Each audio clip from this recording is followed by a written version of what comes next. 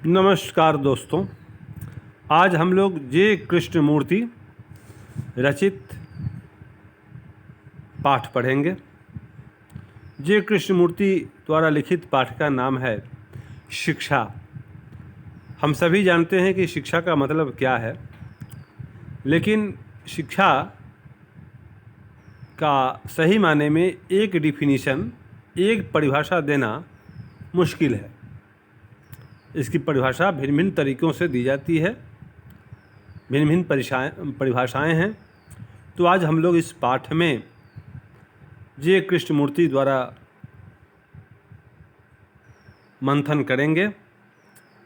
श्रीमान जे कृष्णमूर्ति के विषय में सबसे पहले पढ़ेंगे कि इनका जन्म 12 मई 1895 को हुआ था। निधन 17 फरवरी 1986 उजई कैलिफोर्निया में। ये कैलिफोर्निया में इनका जन्म हुआ, निधन हुआ अमेरिका में। जन्म स्थान मदनपल्ली, चित्तूर, आंध्र प्रदेश। कृष्णमूर्ति जी आंध्र प्रदेश के निवासी थे। पूरा नाम जिद्दू कृष्णमूर्ति, सो शॉर्ट में जे कृष्णमूर्ति हो गया। अब उसके बाद आपको माता पिता संजीवम्मा एवं नारायणा जिद्दू। बचपन 10 वर्ष की अवस्था में ही मां की मृत्यु। स्कूल में शिक्षकों और घर पर पिता के द्वारा बहुत पीटे गए। बचपन से ही विलक्षण मानसिक अनुभव, विशेष मूलतः वक्ता। आरंभ में कुछ लेखन कार्य किए। व्याख्यान के विषय शिक्षा, दर्शन एवं आध्यात्म से जुड़े होते थे। पारंपरिक शिक्षा प्रणाली से असंतुष्ट। संपर्क किशोरावस्था में ही C.W. लीडबेटर एवं एनी बेसेंट से संपर्क एवं इनका संरक्षण मिला। इनको थियोसॉफिकल सोसाइटी से जुड़े। एनी बेसेंट का नाम आया तो थियोसॉफिकल सोसाइटी का नाम आया। लीडबेटर इनमें विश्व शिक्षक का रूप देखते थे। 1938 में एल्डुअस हक्सले के संपर्क में आए। कई देशों की यात्राएं की। कृतियां the first and last freedom, the only revolution और कृष्णमूर्ति नोटबुक आदि। इसके अतिरिक्त व्याख्यानों के कई संग्रह। जे कृष्णमूर्ति 20वीं शती के महान भारतीय जीवन द्रष्टा, दार्शनिक, शिक्षा मनीषी एवं संत थे। वे एक सार्वभौम तत्ववेत्ता और परम स्वाधीन आत्मविद थे। वे भारत के प्राचीन स्वाधीन चेता ऋषियों की परंपरा की एक आधुनिक कड़ी थे, जिनमें भारतीय प्रज्ञा, तेज, प्रतिभा और विवेक परंपरा नवीन विश्वबोध बनकर साकार हुई थी।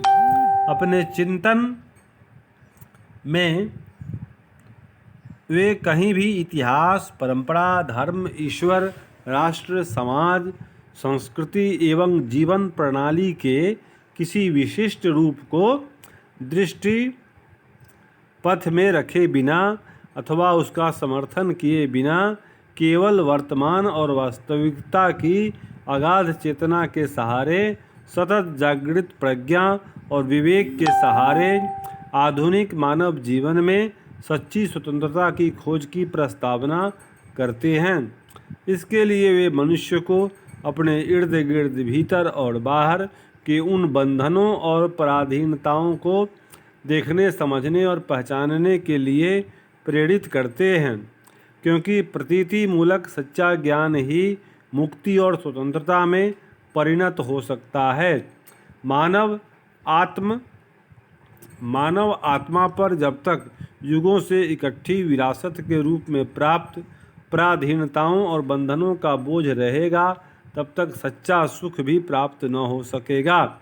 मतलब इनका कहना है कि ओपन माइंडेडनेस, खुला दिमाग सबसे पहली आवश्यकता है अच्छी शिक्षा पाने के लिए। अगर नवाचारी शिक्षा की बात करते हैं, अगर नए नए खोजों की बात करते हैं, नई खोजें कब होंगी? नए नए आविष्कार कब होंगे? जब व्यक्ति अपने दिमाग को पूर्णतः ओपन रखेगा, स्वाधीन रखेगा, खुला रखेगा। अगर उसके दिमाग पर प्राचीन व्यवस्थाओं, प्राचीन परंपराओं और कुसंस्कारों का बोझ पड़ा रहेगा तो वह व्यक्ति कभी भी मौलिक शोध नहीं कर सकता है। ठीक है, तो कृष्णमूर्ति मानते हैं कि शिक्षा का उद्देश्य भी यही है, मनुष्य को पूरी तरह भारहीन, स्वतंत्र, आत्मप्रज्ञा निर्भर बनाना तथा तभी उसमें सच्चा सहयोग, सद्भाव, प्रेम और करुणा, सच्चा दायित्वबोध और सृजनात्मकता का विकास हो सकेगा। सच्ची शिक्षा हमारा विस्तार करती है, हमें गहरा बनाती है, व्यापकता देती है। वह हमें सीमाओं और संकीर्णताओं से उबारती है। शिक्षा का ध्येय पेशेवर दक्षता, आजीविका और महज कुछ कर्म कौशल ही नहीं है, यह भी है, मतलब पेशेवर दक्षता भी है, आजीविका कमाना भी है, कर्म कौशल भी है, इसके अलावा भी बहुत कुछ है। हमें एक बेहतर उच्च दर्जे का इंसान बनना है, मैन मेकिंग होना चाहिए, मनुष्य का निर्माण होना चाहिए मानसिक स्तर पर। ये भी शिक्षा का उद्देश्य है। तो रोजी रोटी के चक्कर में पड़ा इंसान अपने मानवीय मूल्यों को सहेज नहीं पाता है।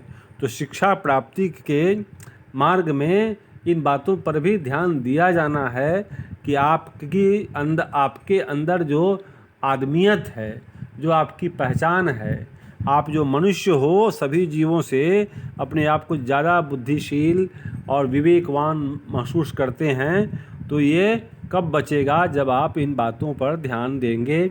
यह कार्य शिक्षा का ही है, संपूर्ण उन्नयन है। कृष्णमूर्ति अपने शिक्षा विषयक प्रयोगधर्मी चिंतन में आज की सभी प्रचलित प्रणालियों का भीतर बाहर से पर्यालोचन करते हैं, उनकी सीमाओं की प्रतीति कराते हैं और वास्तविकता के धरातल पर शिक्षा के नए क्षितिज उद्घाटित करते हैं। प्रज्ञाजीवी आज के इस वैज्ञानिक युग में कृष्णमूर्ति के साहसपूर्ण क्रांतिकारी शिक्षा चिंतन द्वारा आज के मनुष्य का भला हो सकता है, जो अनेक तरह की संकीर्णताओं का स्वच्छया वर्ण करते हुए अपने जीवन को जटिल, उथला और दुखमय बनाता चला जा रहा है। आज के मानव जीवन की रुक्षता, कुरूपता, बौनापन और स्वार्थपरता कृष्णमूर्ति के चिंतन पर ध्यान देने, उस पर अमल करने से बहुत कुछ दूर हो सकती है। कृष्णमूर्ति को देश विदेश सर्वत्र गहरे सम्मान से देखा जाता रहा है। विश्व के अनेक गुणी जनों के बीच वे 20वीं सदी में भारत के दूसरे बुद्ध के रूप में देखे जाते रहे हैं। दूसरे बुद्ध गौतम बुद्ध से इनकी तुलना की जाती है शिक्षा के क्षेत्र में इनके मौलिक विचारों के कारण।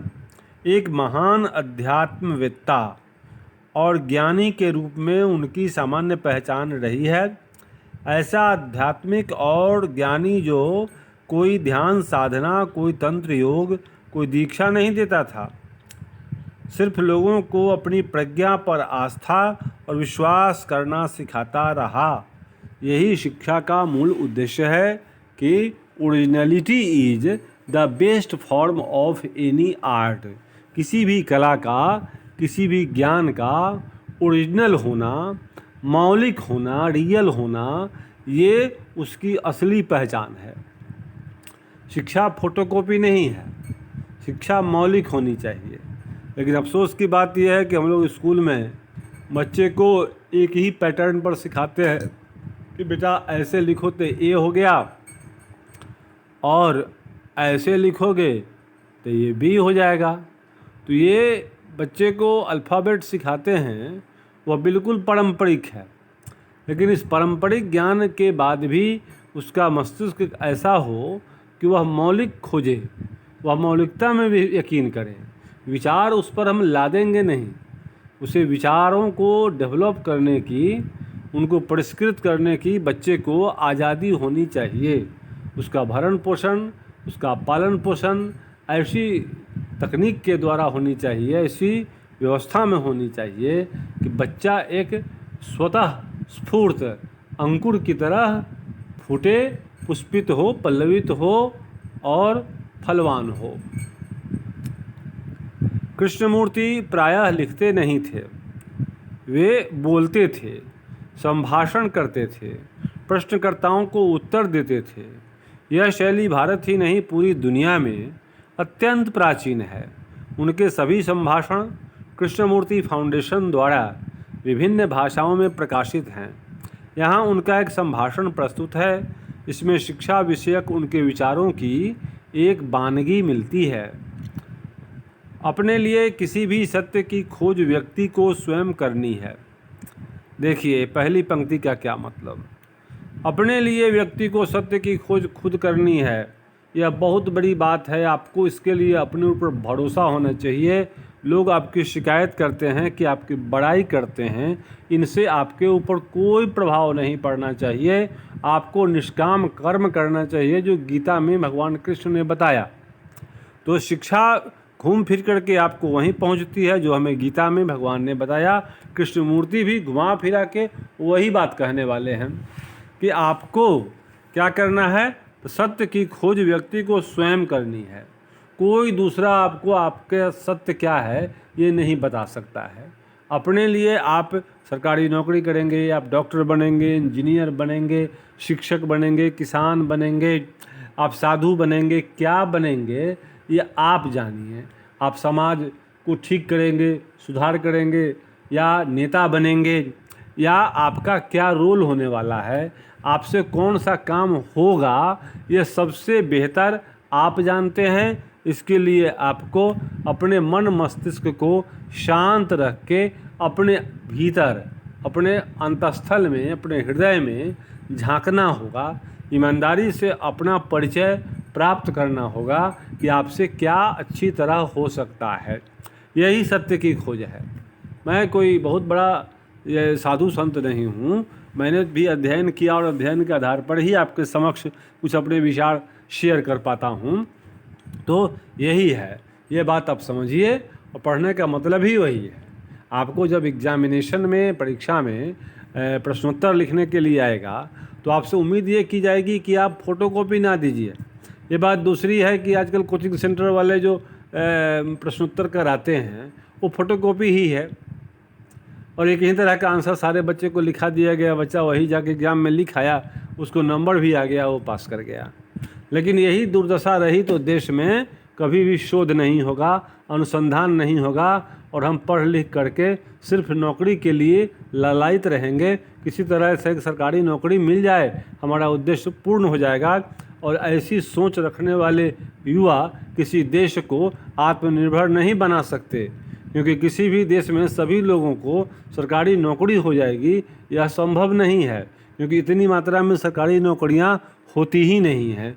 तो हमें शिक्षा को इस रूप में जागृत करना होगा, उसको ऐसा शेपिंग करना होगा, यह व्यक्ति को सक्षम बनावे। ऐसा नहीं हो कि पढ़ा लिखा आदमी सिर्फ सरकारी नौकरी के योग्य ही बने। जो मैकाले, लॉर्ड मैकाले ने जो शिक्षा प्रणाली भारत में प्रचलित की, उस शिक्षा प्रणाली में इतना ही होता है कि डिग्रीधारी व्यक्ति सिर्फ सरकारी नौकरी को ही सर्वोच्च मानता है और उसी को अपने जीवन का ध्येय मानता है। वो हो गया तो बहुत अच्छा, नहीं हुआ तो व्यक्ति अपने आप को हीन भावना से ग्रसित महसूस करता है, वह कुंठित हो जाता है। तो यह शिक्षा किस काम की है कि आप शिक्षित होने के बाद कमज़ोर हो जाते हैं, कि आप सिर्फ सरकारी नौकरी ही अच्छी तरह से कर सकते हैं, दूसरा कुछ करना पड़ा तो आपके अंदर हीनता का भाव पैदा होता है। एक दूसरी बात यह भी है, जैसे ही हम शिक्षा प्राप्त कर लेते हैं, डिग्रीधारी हो जाते हैं, तो हमारे सामने जो दूसरे लोग जो हमसे कम पढ़े लिखे होते हैं, उनसे हम अपने आप को अच्छा समझने लगते हैं। तो ये सुपीरियरिटी कॉम्प्लेक्स भी हमारे अंदर हो जाता है। यह भी मैकाले शिक्षा की ही देन है कि हम अपने आप को सुपीरियर समझने लगते हैं। अंतर एक दूसरे से हमारे मन में हो जाता है। तो फिर ये सारी बातें हैं जो समझने की हैं। ठीक है।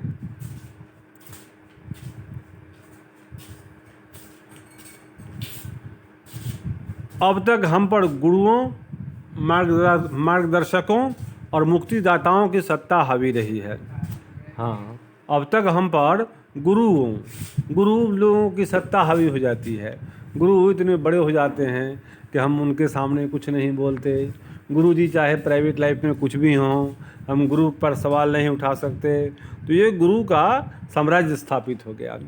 मार्गदर्शक जो होते हैं, गाइड होते हैं, जो काउंसलर होते हैं, और मुक्तिदाता जो हमें मुक्तिदाता की सत्ता, जो हमें स्लेवरी से मुक्ति दिलाते हैं, जो हमें पावर देते हैं, उन लोगों को हम लोग अपना बॉस मान लेते हैं और कहीं न कहीं अपनी आज़ादी को गिरवी रख डालते हैं। लेकिन अगर आप सचमुच यह जानना चाहते हैं कि ध्यान क्या है, तो आपको पूर्ण रूप से और समग्र रूप से समस्त सत्ता को अपने से अलग कर देना पड़ेगा। ध्यान मन के भीतर की वह ज्योति है जो क्रिया के मार्ग को आलोकित करती है, और इस ज्योति के बिना प्रेम का कोई अस्तित्व नहीं है।